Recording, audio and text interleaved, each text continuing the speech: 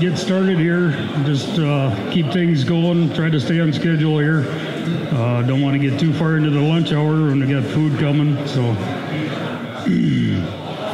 welcome everybody. Thanks for taking your time out of your day to come here. And boy, we really appreciate it. And we really appreciate your business over the last however many years we've been doing this now. But especially these last 2 years, we've been extremely busy, and that's because of you guys and the weather. But if you guys weren't calling us, we wouldn't be that busy, right?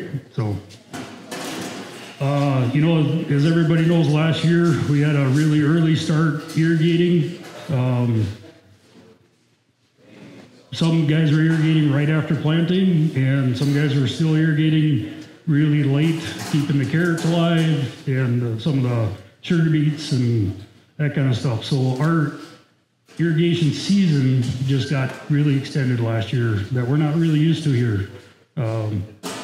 For a number of years, we were just irrigating, you know, June, July, August, and that was pretty much it. Now we're starting in April and going to, what, September, October? Puts a lot more wear and tear, stress on your machines that we're really not used to. So I'm just saying that so that you, on your irrigators, just be ready for this coming year where it looks like we don't have a lot of moisture yet, but we may be depending on them again. So spend a little extra time looking at over your irrigators, just making sure they're ready for another year that you may be using them a lot. One thing that we really noticed was last year, the problem areas were really showing up. If your sprinkler packages weren't right, boy, it was noticeable, right? The other thing we're noticing is that because we weren't getting any help from Mother Nature, if there was a problem with coverage of your sprinklers, they were really showing up. We got some guys with high population corn and drops that we're not getting all of the water from sprinkler to sprinkler and not doing a good job of coverage, especially on the first couple spans. Let's address those issues. Let's get them fixed so that so we're doing a good job of irrigation. I know it's not very many acres under the first few spans, but you're still growing a crop there, so let's do it right. So, one of the questions I've had is, how many pivots are you guys actually servicing now? And it's been a kind of a guess. We've had an estimate. We didn't really know for sure. But recently we started a pivot mapping software, or got onto a pivot mapping software, and we mapped out about 420 pivots that we service regularly. There's a few more outliers that we may get called every couple of years on, and that's about 96 growers. So, and it's a wide area. I mean, we're talking from up north of Elbow Lake down to Esteline, South Dakota. We've got customers out west of Watertown, South Dakota, east of St. Cloud. So we're covering quite a range. So I appreciate you when you have patience if we're not getting to you right away, because we are putting a lot of miles on trying to keep up with all these irrigators. That being said, we need help.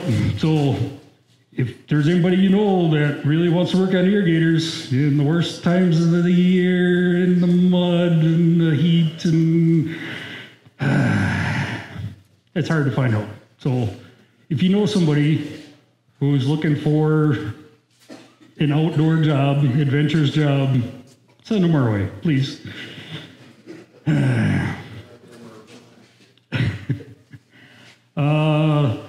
Some of you may already be aware, but we're going to give you more information now today. There is a new FieldNet platform.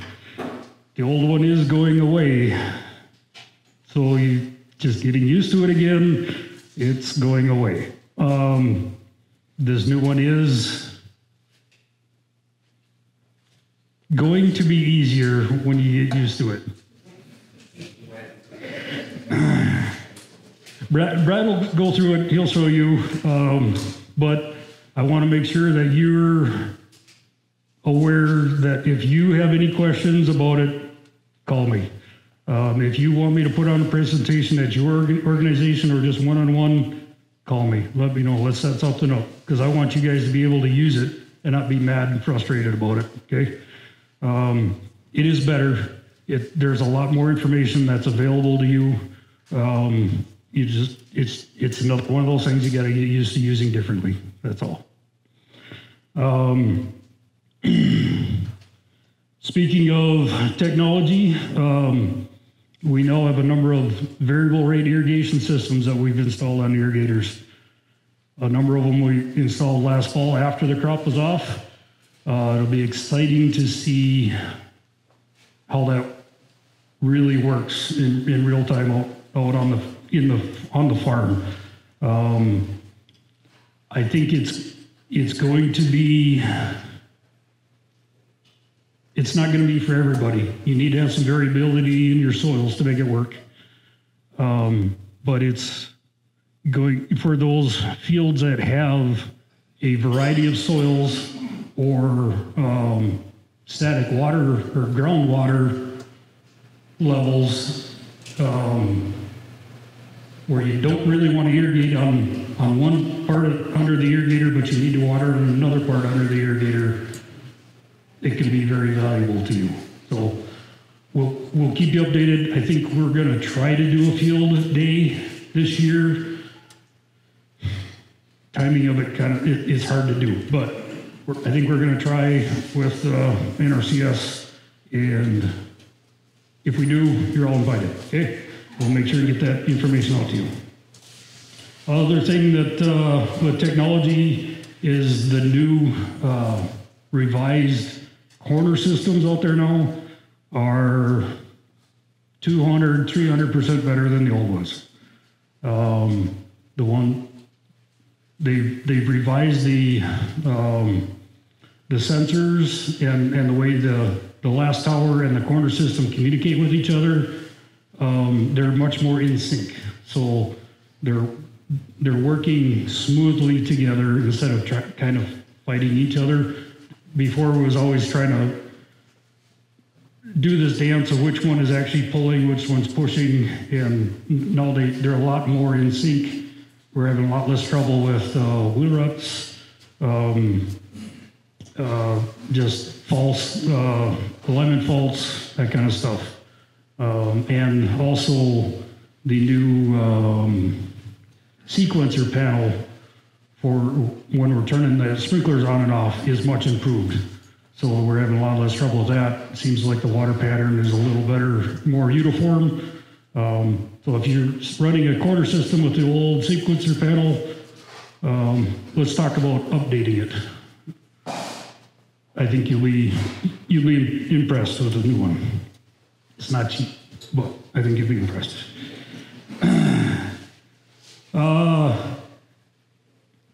Does everybody know that, that uses a computer know that we have a website? Not really, but somebody do. All right, so on the website, I don't know if you have seen it. It's miebigstone.com. Yeah, miebigstone.com. So it's pretty easy. But on that website, there are some videos of this certain face doing some quick tips. Has anybody seen those videos? Yeah?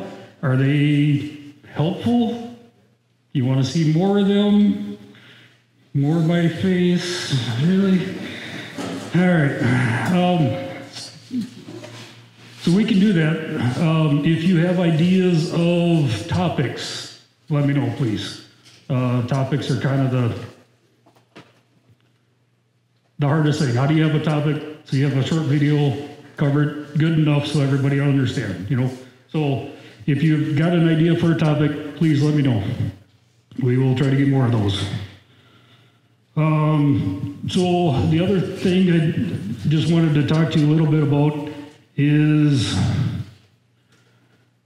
Do you know that there is an Irrigation Association of Minnesota? Aware of that? All right. So we were just at their annual meeting, and if you're not a member of the Irrigation Association, or not a member of the Irrigation Association, I would recommend looking into that. They are really working on your behalf as irrigators at the state level to keep so that you are still allowed to irrigate. Because there is a big push on not letting you irrigate anymore. And we need to stay ahead of that. And they are working on your behalf with the legislature all the time, staying ahead of it so you can continue to irrigate. And one of the things that they brought up this year, they had brought in an outside consultant to look at one of the questions that always comes up: are we running out of water? That's one of the concerns that keeps coming up is, are we as irrigators using up all the water that's in our aquifers? And that consulting group just went out and looked at publicly available data and just put together, they are going to release this whole report, but it was, where they got the information from was more central Minnesota, not particular to our area. So I did the same thing. I just went on public data, or on the web, pulled up some publicly available data, not private, of monitoring wells that are local to us, and to see what the trend is for us. Are we using up our water? Because if we are, we need to know so we can do something about it, right? Well, this is a graph. I don't know, you probably can't read that there, but this monitoring well, they started monitoring it in 1982. It has been continuously monitored to 2023. This is November 21st of 2023, so it is an active monitoring well. This is from the Appleton area, and this is a shallow well. It's about 35 feet deep, so it's shallow, right? So as you can see, these are all the times where it was monitored when the level of the well was recorded. And as you can see, there's a lot of variation, right? But this bottom line, this actually shows you the trend. And what is that trend? Scale. It's pretty flat. So are we running out of water? Actually, if you look at the final levels, they're actually higher than they were when they started recording. Not by much, but that one isn't running out of water. So here's another one by Appleton. Same thing, it started monitoring in 83 to 2023. This is a little deeper one, a little over 100 feet. What's the trend? Pretty flat, huh? And really, if you look at this is about 22 feet of variability with some outliers. So you as irrigators know when you're pumping hard, you know that your static water level goes down naturally because you're pumping hard, but they are recharging. The aquifers are recharging. So then I looked at, this is a shallow well by the Hancock area. This one, they quit monitoring in 2015, which I found there was a few of those that they changed sites where they were monitoring in the Hancock area. So we don't have continuous data on the shallow wells from early till today. They kind of jump around. If you want to continue monitoring, that data is a little harder to be consistent on to today. But you can see the trend line Just like the Appleton area, it's pretty stable. And here's a deeper one. This one actually, if you quit monitoring in 99, I found another one that was next to it that they actually moved it just 100 feet. I don't know why. They moved it 100 feet and then started monitoring it again. And those levels fluctuate widely. And it's like they haven't figured out, or no, I shouldn't say that. They are recording it much more often. So right now there is much more of a fluctuating line because, here, this is from 82 to 83. You've got maybe a dozen recordings. On there would have been 100, 150 recordings. So they're seeing, every other day fluctuations, but the trend line is still the same. It's still pretty flat. So the reason I'm explaining this to you is that the best ambassador for whether we are doing a good job with our groundwater is you. You have a story to tell the people that you know. This is what's actually happening. This isn't some guess. This isn't some, this is recording from the actual, this is where I got it from, U.S. Department of Natural Resources. This is the website, groundwater monitoring. I was going to try to do this live, but it's a government website. It's slow. So if you want to go look at this, you need to have patience with waiting for it to load. For some reason, our government, they take a lot of our money, but it's still slow. So you are able to go look this up and show them, monitoring wells that are local to you. Just zoom into your place on the map, and it'll pull up all the monitoring wells that are right around you, and you can look into it. Why isn't this story being told?